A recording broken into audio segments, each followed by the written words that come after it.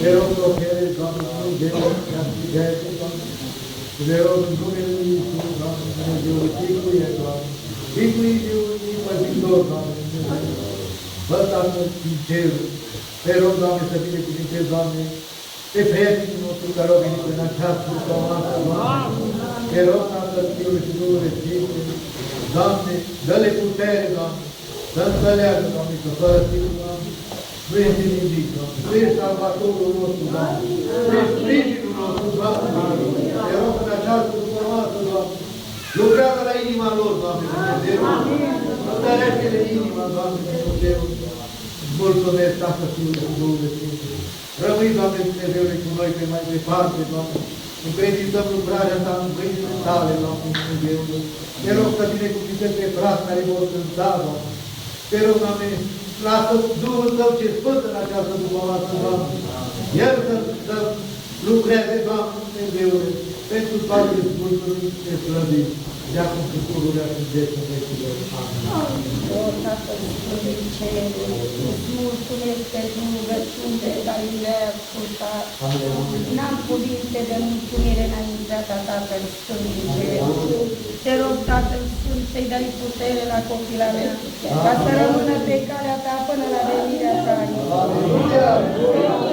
Să-i dai putere, să pui credință sfântă în inima ei.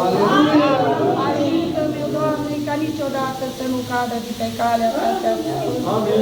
Și te rog să lucrezi și la inima, la soțul ei, să vină și el să te urmeze, să fie o familie întreagă, te rog frumos, Tatăl Sfânt. Și te mai rog frumos, Dumnezeul meu, încă mai am, Tatăl Sfânt, 3 copii. Te rog din sufletul meu, ascultă-mă și mi-aduci, Doamne, și pe alți copii pe calea mea. Să le dai putere, Doamne, și întărire, că vreau să fiu cu toată familia mea, Iisuse, să te slujim din toată inima.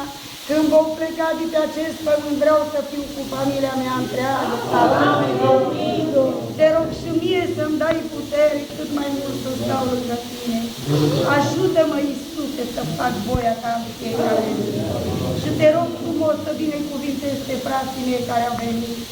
Te rog frumos să-i dai sănătate la fratele nostru Nucuman. Și multă putere și lui și la familia, la fratele nostru, și la fratele Gicu, și la toți frații mei care sunt prezenți înainte. Să binecuvintezi cuvântul Tău cel Sfânt și să binecuvintezi cântările, Iisuse, și pe prieteni care au venit, să lucrezi și la inimile lor, să facă și ei botezurile de Tine, să-i ajut să te urmeze și ei, te laud și te slăvești, te amărești. Amin.